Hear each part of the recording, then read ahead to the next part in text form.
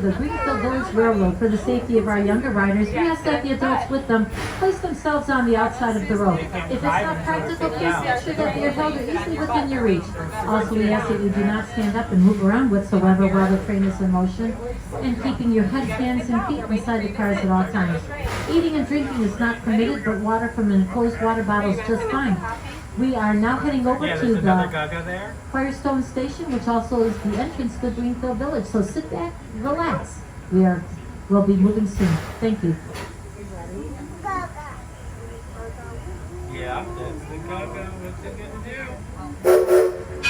We'll say goodbye to Ginger, and we thank her and Mike for making sure you came on board safely.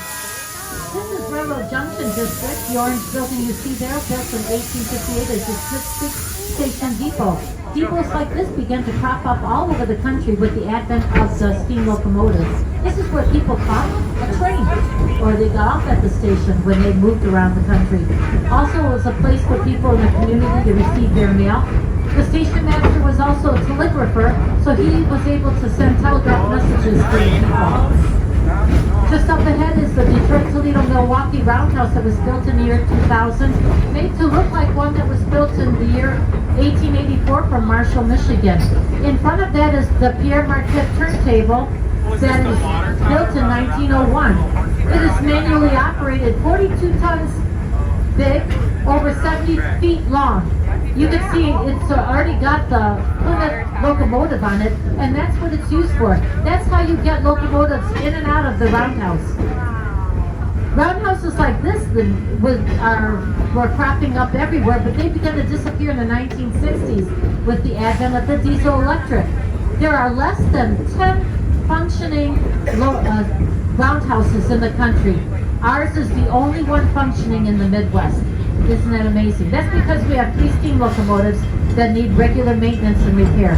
Here at Liberty Craft Works, we have a glass blowing shop, pottery making, weaving, and a tin shop. Our artisans are working on skills they've learned that they were doing in the 1880s.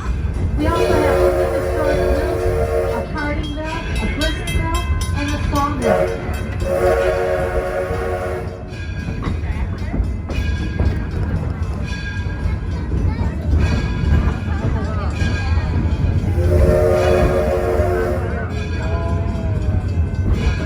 Come into our working farms district.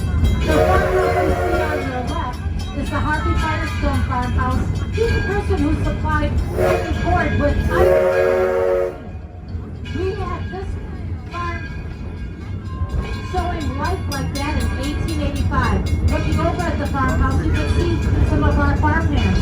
They were working in the fields earlier, and going inside the house, you can see what life is like, how they carry out life. They're using the same tools, the same equipment that they would have back in the day. We do have live animals over at the barn. I encourage you to take a short walk down there should you be getting off at the station. We are entering into the Firestone Station. Please remain seated. The engineer is going to set a brake and give us the sound of a single whistle, letting us know that it is safe to come off the train. You can exit to your right side of the station. If you are getting off, this is also the entrance to the Greenfield Village.